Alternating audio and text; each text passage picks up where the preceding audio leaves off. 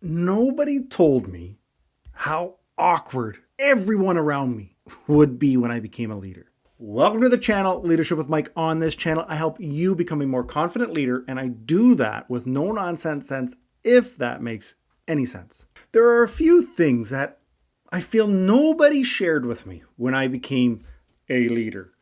And I mean that with an official title of a manager or supervisor. I just feel I was blindsided by a few things.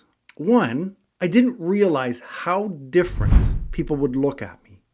And I'd say this coming from an employee being promoted internally, but the staff, they just looked at you differently. Meaning, I feel that they were questioning, they were worried, they were nervous. Is Mike going to change? And they were watching from a distance. Some were really kissing ass, and others became more distant. But what I thought was really interesting was my new set of peers. The people that yesterday I called a boss, and yesterday were, I don't want to say that they were talking down to me. I don't want to say that they were looking down to me, but if I had to say it. But the next day after a promotion, I was an equal. The next day after a promotion, all of a sudden I had great ideas. I had things that they were interested in listening to. So it was very weird dynamic how staff and former bosses treated me. The next thing that nobody told me is that I really needed to figure out who the hell I was and what I stood for.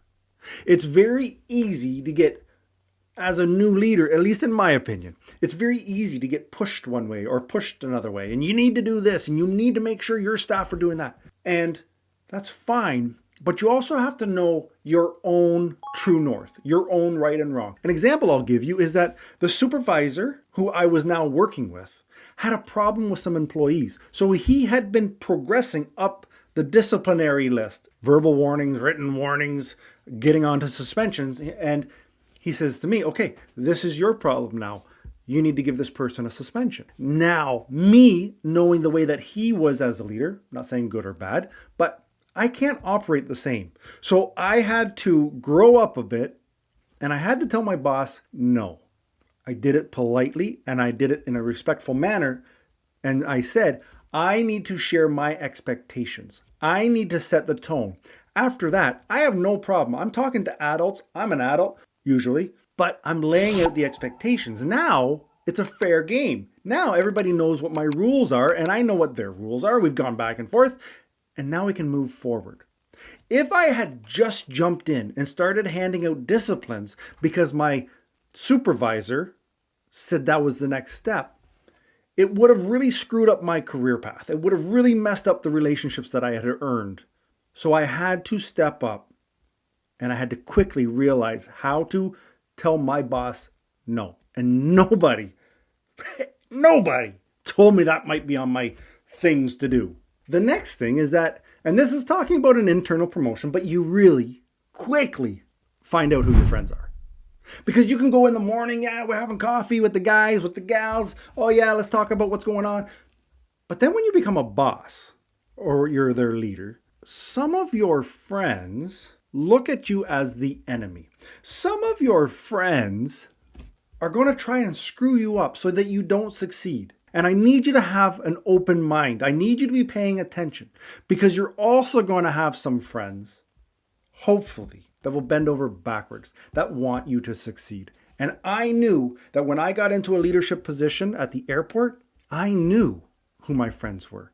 And they proved it. Because when I was getting screwed, when I messed things up, I made a call to them and they helped me fix it. They ran to help me fix it. That's when you know you have people that trust, like, and respect you. That's where you start taking names of your friends. The other people wanted to see me fail, but I was just having coffee with them yesterday like best friends. It's so weird. Nobody told me. The next thing, and I am surprised, but nobody told me that you're going to carry yourself differently. Why? I don't know. It was like the day before. I'm just an employee.